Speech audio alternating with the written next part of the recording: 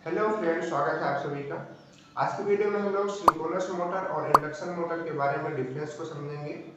तो एक एक डिफरेंस को हम लोग समझते चलेंगे, एक एक का एक्सप्लेन करते चलेंगे।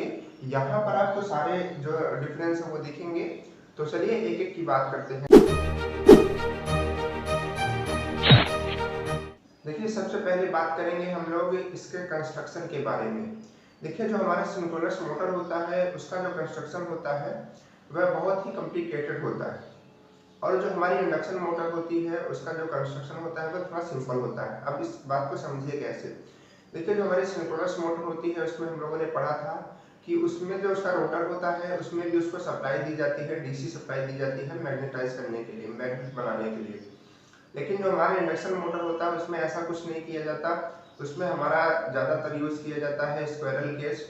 तो उसमें कोई भी डीसी सप्लाई देने की जरूरत नहीं होती है, तो इस वजह से उसका कंस्ट्रक्शन क्या होता है, आसान होता है। इसके बाद बात करते हैं दूसरे पॉइंट की। तो दूसरे पॉइंट में है जो सिंक्रोनस मोटर होती है वह सेल्फ स्टार्टेड नहीं होती है। वह जो होती है सेल्फ स्टार्टेड नहीं होती है, उसके लिए एक प्राइम मूवर चाहिए होता है जो उसको सिंक्रोनस स्पीड तक घुमाता है। फिर जाकर के जब वो दोनों जो फील्ड्स हैं हमारी रोटर की और स्टेटर की दोनों कनेक्ट हो जाती हैं तब वो मूव करने लगता है सिंक्रोनस स्पीड से। लेकिन जो हमारी इंडक्शन मोटर होती है यह सेल्फ स्टार्टेड होती है। जो हमारी सिंगल फेज है वह नहीं होती है, लेकिन उसमें भी हम लोग कुछ इस तरीके से जुगाड़ करते हैं, एक जरूरी वाइंडिंग लगा करके, कैपेसिटर लगा करके, सैडेड पोल बना करके, कि हमारी जो है वो सेल्फ स्टार्टेड हो जाती है।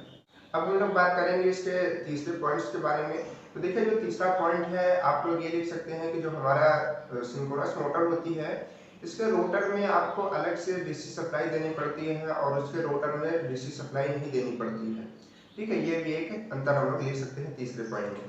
देखिए, अब नेक्स्ट पॉइंट की बात करते हैं, अपने फोर्थ पॉइंट की बात करते हैं। तो देखिए, इसमें क्या है, जो सिंक्रोनस स्पीड है उसको, मतलब जो सिंक्रोनस मोटर होती है उसको कंट्रोल नहीं किया जा सकता। जिस स्पीड से घूम रही है वो उतनी ही स्पीड से घूमेगी, हमेशा सिंक्रोनस स्पीड से घूमेगी।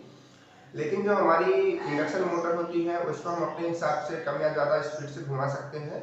तो यह एक भी अंतर होता है, बहुत ही अच्छा अंतर होता है। और इसी वजह से आप समझ लीजिए कि जो इंडक्शन मोटर है वो हमारे बहुत सारे घर के कामों में भी यूज होती है।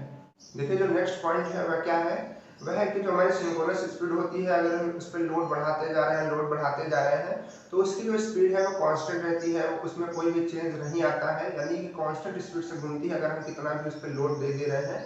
लेकिन जो हमारी इंडक्शन मोटर होती है उसमें अगर हम लोड बढ़ाते हैं तो उसकी स्पीड क्या हो जाएगी, धीमी हो जाएगी। आप लोगों ने घर वगैरह में या फिर गाँव वगैरह में देखे होंगे कि पानी खींचने के लिए एक मोटर होती है। यहाँ पर आप डायग्राम देख सकते हैं, एक मोटर होती है जिसमें फिन्स लगे होते हैं और उसमें हम सप्लाई देते हैं, वो घूमती है और पानी हमारा खींचता है और हम अपने खेतों की सिंचाई करते हैं। तो वो हमारी इंडक्शन मोटर ही होती है। देखिए, जो इनके बीच एक और डिफरेंस है वह क्या है कि जो हमारी सिंक्रोनस मोटर होती है बहुत ही महंगी होती है और उसको बहुत ही मेंटेनेंस की जरूरत होती है, मतलब उसको बार बार ठीक करना पड़ेगा, बहुत ज़्यादा खर्चा आएगा उसको ठीक करने में। लेकिन हमारी इंडक्शन मोटर होती है उसमें शुरुआती कॉस्ट भी बहुत लो होता है और उसको मेंटेन करने में ये समझ लीजिए कि मेंटेनेंस की जरूरत बहुत ही कम पड़ती है as compare to synchronous motor. तो इस वजह से हम लोग ज़्यादा प्रेफर करते हैं अपनी इंडक्शन मोटर को। तो इस तरीके से ये अंतर है जिसको आप समझ सकते हैं, कर सकते हैं। और आप अगर सेपरेट वीडियो देखना चाहते हैं सिंक्रोनस मोटर की और इंडक्शन मोटर की तो आप चैनल में जाइए, वहाँ पर प्लेलिस्ट बनी हुई है, पूरी इलेक्ट्रिक की वीडियो देखिए, सारी कुछ अच्छे से समझ में आएगा।